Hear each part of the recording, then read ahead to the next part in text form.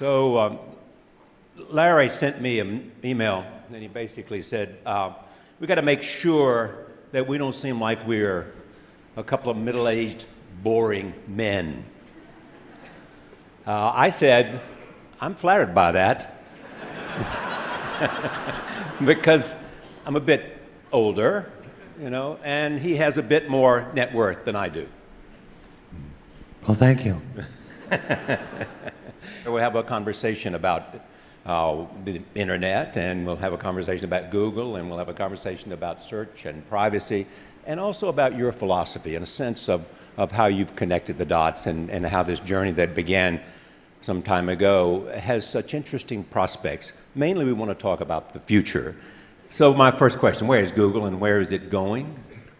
Well, this is something we think about a lot. And, you know, our mission we defined a long time ago is to organize the world's information and make it universally accessible and useful. And people always say, is that really what you guys are still doing? And I always kind of think about that myself, and I'm not quite sure. But actually, when I think about, you know, search, it's such a deep thing for all of us. You know, to really understand what you want, to understand the world's information. And we're still very much in the early stages of that, which is totally crazy. You know, we've been at it for 15 years already, but it's not at all done.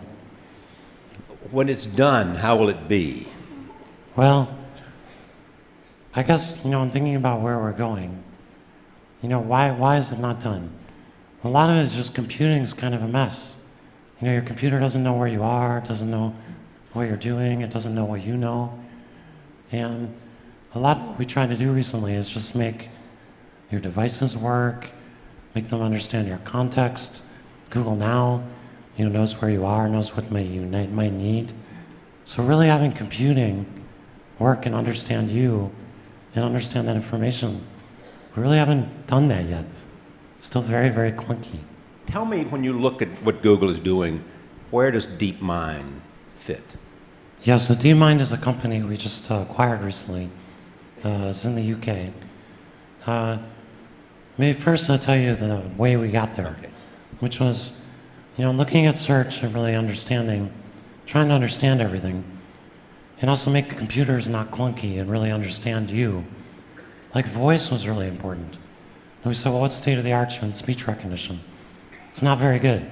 Yeah. You know, it doesn't really understand you. So we started doing machine learning research to improve that. That helped a lot.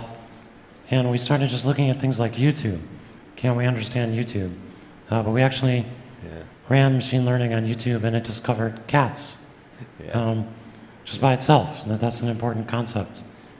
In that we realized there's really something here. If we can learn what cats are, you know, that must be really important. Yes. So I think DeepMind, what's really amazing about DeepMind is that it can actually, they're learning things in this unsupervised way. They started with video games, and really just, maybe I can show the video, right. But just playing video games and learning how to do that automatically. Take a look at the video games and how machines are coming to be able to do some remarkable things. So the amazing thing about this is, I mean, obviously these are old games, but the system just sees what you see, the pixels, and it has the controls, and it has the score. And it's learned to play all of these games, same program, it's learned to play all of these games with superhuman performance. We've not been able to do things like this with computers before. Maybe I'll just narrate this one quickly. This is boxing, and it figures out it can sort of pin the opponent down. Computer's on the left, and it's just racking up points. So I think, you know, imagine if this kind of intelligence were thrown at your schedule or your, you know, your information needs or things like that. You know, we're really just at the beginning of that. Mm-hmm. And that's what I'm really excited about. Mm-hmm. When you look at all that's taking place with DeepMind and the boxing, also a part of where we're going is artificial intelligence. Where are we when you look at that? Well, I think for me, this is kind of one of the most exciting things I've seen in a long time. The guy who started this company, Demas, has a neuroscience and a computer science background. Yeah. You know, he went back to school to get his PhD to study the brain. And so I think we're seeing a lot of exciting work going on that sort of crosses computer science and neuroscience in terms of really understanding what it takes to make something smart and do really interesting things. So, but where's the level of it now, and how fast do you think we are moving? Well, I mean, this is kind of the state of the art right now, and understanding cats on YouTube and things like that, improving voice recognition. We used a lot of machine learning to improve things incrementally. But I think for me, this example is really exciting because it's one program that can do a lot of different things. Yeah. I don't know if we can do this, but we've got the image of the cat. It would be wonderful to see this. This is how machines looked at cats and what they came up with. Can we see that image? Yeah. There it is. Can you see the cat? Designed by machines, seen by machines. That's right. So this is learned from just watching YouTube. And there's no training, no notion of a cat, but this kind of concept of a cat is something important that you would understand, and now that the machines can kind of understand. Yeah, maybe just finishing also on the search part. You know, I started with search, really understanding people's context and their information. I did have a video I wanted to show quickly on that that we actually found in Yes. Not long ago, I planted a crop of potatoes. Then suddenly they started dying one after the other. Checked out the books and they didn't tell me much. So I went and I did the search. Potato diseases. One of the websites told me that ants could be the problem. It said sprinkle wood ash over the plants. Then after a few days, the ants disappeared. I got excited about the internet. I have this friend, he really would like to expand his business. So we went with him to the cyber cafe and we checked out several sites. When I met him next, he was going to put a windmill at a local school. I felt proud because something that wasn't there before was suddenly there. I realized that not everybody can be able to access what I was able to access. I thought that I need to have an internet that my grandmother can use. And so I thought about a notice board, a simple wooden notice board. When I get information on my phone, I'm able to post the information on the notice board. So it's basically like a computer. I use the internet to help people. I think I'm searching for a better life for me and my neighbors. So many people have access to information, but there's no follow-up to that. I think a follow-up to that is our knowledge. When people have the knowledge, they can find solutions without having to be helped out. Information is powerful, but it is how we use it that will define us.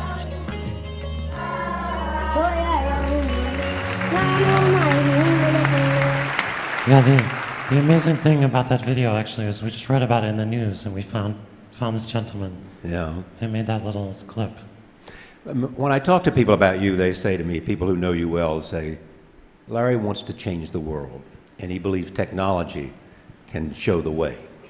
And that means access to the internet. It has to do with languages, but it also means how people can get access and do things that will affect their community. And this is an example.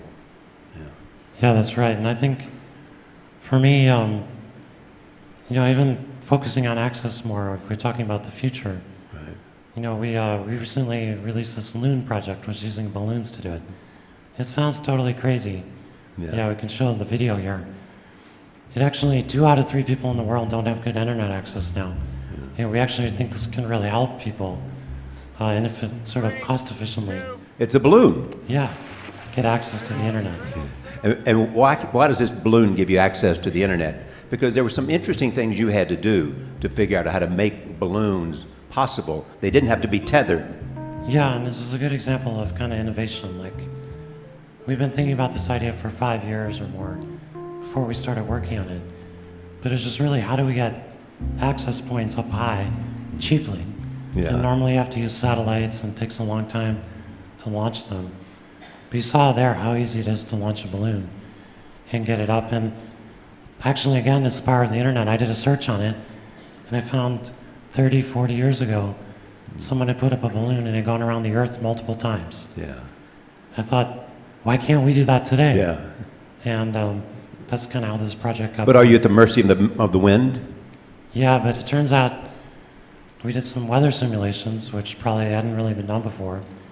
And if you control the altitude of the balloons, which you can do by pumping air into them in other ways, you can actually control roughly where they go. And so I think we can build a worldwide mesh of these balloons that can kind of cover the whole planet.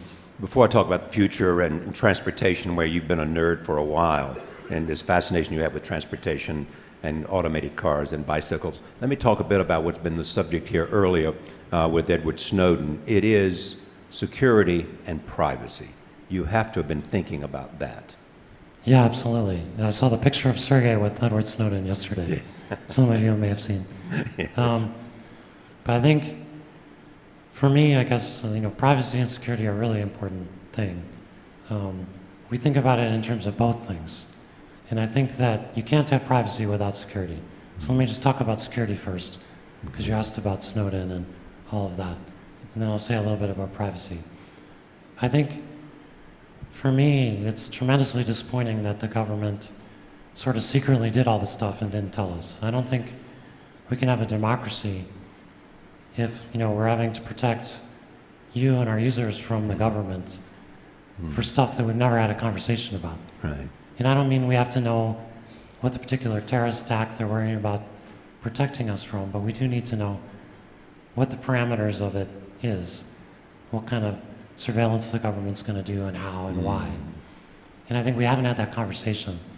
So I think the government's actually done itself a tremendous disservice by doing all that in secret.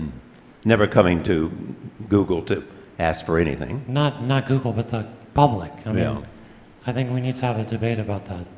Or we can't have a functioning democracy. It's just not possible. So I think, I'm sad that Google's in the position of protecting you and our users from the government doing secret things that nobody knows about. Doesn't make any sense.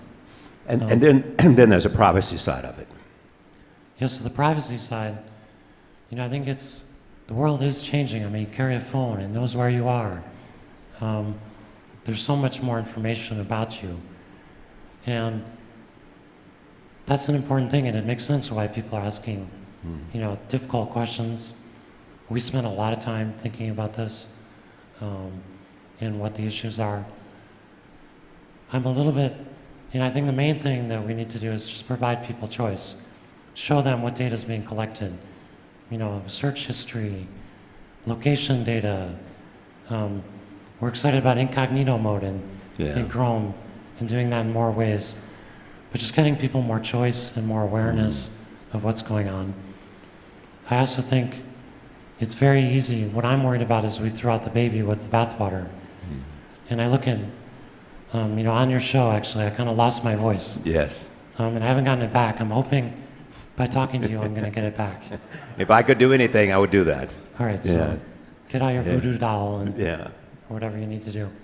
But I think, when I look at that, I made that public, and I got all this information. We got a survey done on medical conditions with people who have similar issues. And, I look at medical records and I say, wouldn't it be amazing if everyone's medical records were available anonymously to research doctors? And when someone accesses your medical record, a research doctor, you could see which doctor accessed it and why. And you could maybe learn about what conditions you have. I think if we just did that, we'd save 100,000 lives this year. Absolutely. Let me So go. I guess I'm just very worried that with internet privacy, we're doing the same thing we're doing with medical records, is we're throwing out the baby with the bathwater, and we're not really thinking about the tremendous good that can come from people sharing information with the right people in the right ways. And the necessary condition that people have to have confidence that their information will not be abused. Yeah, and I had this problem with my voice stuff. I was scared to share it. Right. Sergey encouraged me to do that, and it was a great thing to do. And the response has been overwhelming. Yeah, and people were super positive. We got thousands and thousands of people with similar conditions, which there's no data on today. So it's a really good thing. So talking about the future, what is it about you and transportation systems? Yeah, I mean, I guess I was just frustrated with this when I was at college in Michigan. Yeah. I had to get on the bus and take it and wait for it, and it was cold and snowing. Yeah. I'm like, I did some research on how much it cost, and yeah, I just became a bit obsessed with transportation systems. Yeah. And that began the idea of an automated car. Yeah, but 18 years ago, I learned about people working on automated cars, and I became fascinated by that. And again, it takes a while to get these projects going, but you know, I'm super excited about the possibilities of that improving the world. There's 20 million people or more injured per year. Yeah. It's the leading cause of death for people under 34 in the U.S. So you're talking about saving lives. Yeah, and also saving space and making life better. You know, Los Angeles is half parking lots and roads, half of the area. And most cities are not far behind, actually. And I mean, it's just crazy that that's what we use our space for. And how soon will we be there? I mean, I think we can be there very, very soon. I mean, we've driven, you know, well over 100,000 miles now, totally automated. You know, I think I'm super excited about getting that out quickly. But it's not only, you're talking about automated cars, you also have this idea for bicycles. Well, at Google, we got this idea that we should just provide free bikes to everyone. Yeah. And that's been amazing. Most of the trips, you know, you just see bikes going everywhere, and the bikes wear out. They get used 24 hours a day. But you want to put them above the street, too. Well, I said, how do we get people using bikes more? Yeah. And we may have a video here. yeah, let's show the video. I just got excited about this.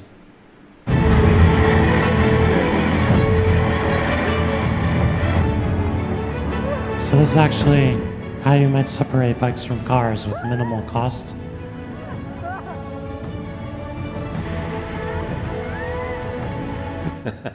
Anyway, it looks totally crazy, but I was actually thinking about our campus, working with the cities and stuff, and just trying to get a lot more bike usage.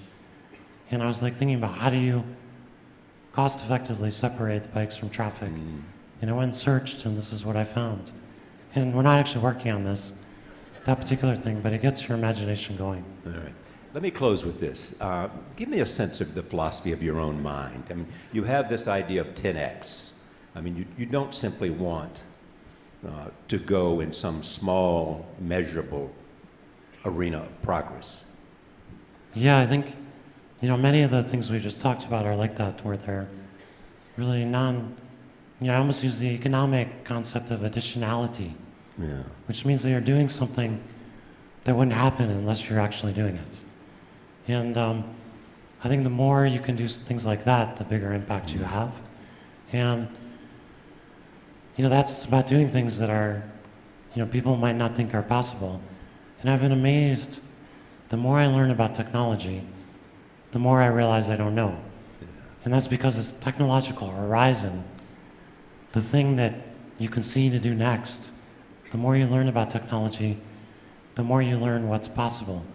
You learn that the balloons are possible because there's some material that will work for them. What's interesting about you too, though, for me, is that we have lots of people who are thinking about the future. And they're going and looking and they're coming back, but we never see the implementation. You know, I think of somebody you knew and read about, Tesla. The principle of that for you is what? Well, I think invention is not enough. I mean, if you invent something, Tesla invented electric power that we use, but he struggled to get it out to people. That had to be done by other people, it took a long time. And I think, you know, if we can actually combine both things, where we have an innovation, invention focus, plus the ability to really company that can really commercialize things and get them to people in a way that's positive for the world and to give people hope. You know, I've been amazed with the Loon project just how excited people were about that, because it gave them hope for the 2/3 of the world that doesn't have internet right now. That's any good. Which is a second thing about corporations. You were one of those people who believe that corporations are an agent of change if they're run well.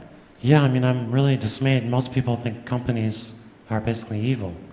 You know, they get a bad rap. And I think that's somewhat correct. I mean, companies are doing the same incremental thing that they did 50 years ago or 20 years ago. That's not really what we need. We need, especially in technology, we need revolutionary change, not incremental change. You once said, actually, I think I've got this about right, that you might consider, rather than giving your money, if you were leaving it to some cause, just simply giving it to Elon Musk, because you had confidence that he would change the future. And Well, that if you you would want, therefore... yeah, if you want to go to Mars, he Yeah. wants to go to Mars to back up humanity. That's a worthy goal, but it's a company and it's a philanthropic goal. So I think, you know, we aim to do kind of similar things, and I think you ask, we have a lot of employees at Google who've become pretty wealthy. You know, they were, you know, people make a lot of money in technology. Yes. A lot of the people in the room are pretty wealthy. You're working because you want to change the world, you want to make it better. And why isn't the company that you work for worthy not just of your time, but your money as well? I mean, but we don't have a concept of that. That's not how we think about companies. And I think it's sad because companies are most of our effort. They're where most of people's time is, where a lot of the money is. And so I think I'd like for us to help out more than we are. When I close conversations with lots of people, I always ask this question. What state of mind, what quality of mind is it that has served you best? People like Rupert Murdoch have said curiosity, and other people in the media have said that. Bill Gates and Warren Buffett have said focus. What quality of mind, as I leave this audience, has enabled you to think about the future and at the same time change the present? You know, I think the most important thing, you know, I looked at lots of companies and why I thought they don't succeed over time. We've had a more rapid turnover of companies. And I said, what did they fundamentally do wrong? Like, what do those companies all do wrong? And usually it's just they miss the future. And so I think, for me, I just tried to focus on that and say, what is that future really going to be? And how do we create it? And how do we cause, you know, our organization to really focus on that and drive that at a really high rate? And so that's been curiosity. It's been looking at things people might not think about, working on things that no one else is working on, because that's where the additionality really is. And be willing to do that, to take that risk. You look at Android, I felt guilty about working on Android. When it was starting, it was a little startup we bought. It wasn't really what we were really working on. I felt guilty about spending time on that. That was stupid. That was the future, right? That was a good thing to be working on.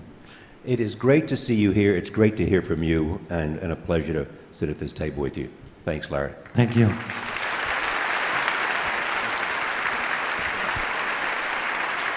Larry Page.